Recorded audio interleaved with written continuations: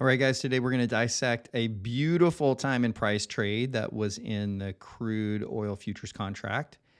And if you don't know what time and price is, I haven't talked much about it. It really is the way that I have adopted my trading now going forward. It's a really simple approach. I love it. It basically gives me specific time windows and levels that I want to be trading in. And I don't want to be trading outside of those. So I'm going to give you an example of that from today in crude oil.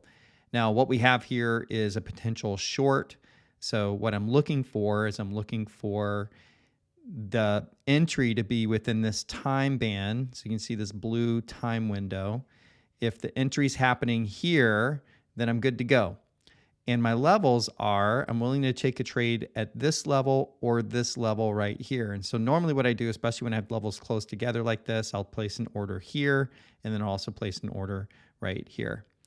So today, let me bring up my tools. Let's take a look what this looks like.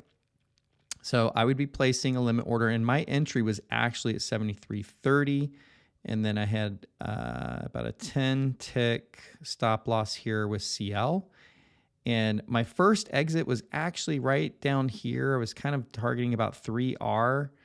I think I got out like 72.99. The reason is because I have other data that tell me that Tuesdays aren't necessarily as favorable for me. So I just need to be a little cautious on Tuesdays for this particular setup. My second exit would be if it kind of blasts through and comes down here to 72.74. That would be beautiful. So I was kind of hoping that that would happen. Now, so what we have is, so if we take a look at this here, the next bar was my entry.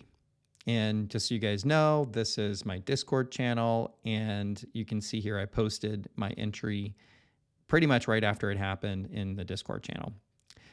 My stop loss is right up here. So I'm in here at this point. And the next bar, we have this nice shoot down. Now, what happens is when I get this kind of behavior where we're outside of our time window and the bar comes down, I'm now able to move my stop loss a bit tighter. So I had, this was kind of a 6 tick stop loss. And again, I'm kind of right here, 72.99. There's another level there I was looking at. So we came down here, boom, hit this area, 72.99-ish. I move my stop loss to break even. I've got no risk on the trade. I've got 3R, and the other half is just sitting at break even while I took partials out. And of course, I'm waiting for this, hoping this would happen. But unfortunately, CL did not cooperate. We came back up, and it was just kind of a blown day after that. Today was more about risk mitigation than it was really hoping for a big winner, big kind of move down. So one thing I love about this approach is when I take a loss, it's a very small loss. It's a 1R loss, and I have a maximum 2R loss a day. And so, on days that don't work out, I'm not over trading, I'm not blowing up accounts or anything like that. And then days that are working are just producing a ton of really great R in the system. So there it is, February 6th, 2024, crude oil.